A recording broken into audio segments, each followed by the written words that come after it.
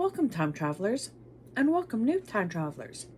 As always, if you are new to this channel, please and enjoy learning not only about U.S. history, but historical events from around the world, then don't forget to hit that like button, comment, and subscribe. Without further ado, let's get into it. The Third Punic War, the last three between Rome and Carthage, came to an end on this day in 146 BCE,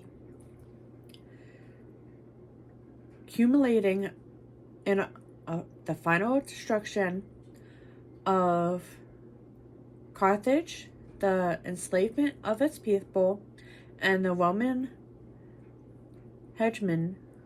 hegemony over the Mediterranean. In 1900, the first two Punic fort, named for U.S. Secretary of State John Hay and British Ambassador Lord Panunsford, was signed between the United States and Great Britain over control of the proposed Panama Canal. 14 years later, in 1914, the American writer William S.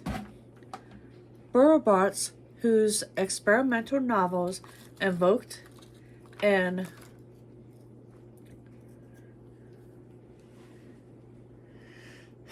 deliberately erratic purpose and nightmarish, sometimes wildly humorous world, was born.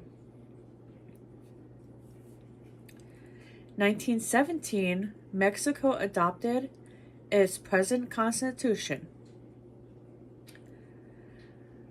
In 1941, the United States Secret Service began fingerprinting and photographing Washington correspondents assigned to the White House. 1943 brought us American middleweight boxer Jake LaMotta. The Borax Bull handed Sugar Ray Robinson his first defeat. 3 years later, in 1946, Roman government was recognized by the United States State Department.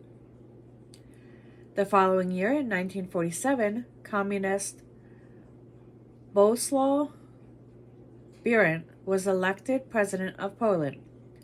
He would come to be called the Stalin of Poland. On this day, in 1958, U.S. Navy Vanguard, a satellite-bearing rocket, failed after launch at Cape Canaveral, Florida. Moving on to 1985, when Portuguese football, American soccer player Cristiano Ronaldo, one of the finest forwards of his generation, was born in Funchal, Portugal. 6 years before the turn of the century, in 1994, Baron de la Beckworth was convicted of killing civil rights leader Medgar Evers in 1963. Beckworth received a life sentence. 1994 also brought us a head-on collision between a bus and a truck carrying inflammable coal, resulting in at least 40 fatalities when the fuel tank of the bus exploded on impact. 1997, Morgan Stanley, a large U.S.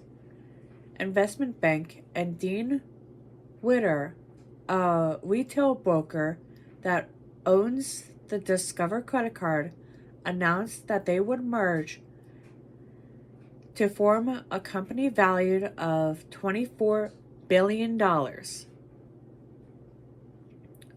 Moving on to this century, in 2003, U.S. Secretary of State Colin Powell appeared before the United Nations Security Council to present evidence that Iraq possessed prescribed weapons of mass destruction and posed an immediate danger. In 2017, in the first overtime game in Super Bowl history, Tom Brady and the New England Patriots overcame a 25-point defect to defeat Atlanta Falcons. 4 years ago, in 2020, after being impeached by the White House representatives over his actions in the Ukraine scandal, President Donald Trump was acquitted in the Senate. And with that, we return to 2024 and our current history. Let's see what this year has in store for us. Until then.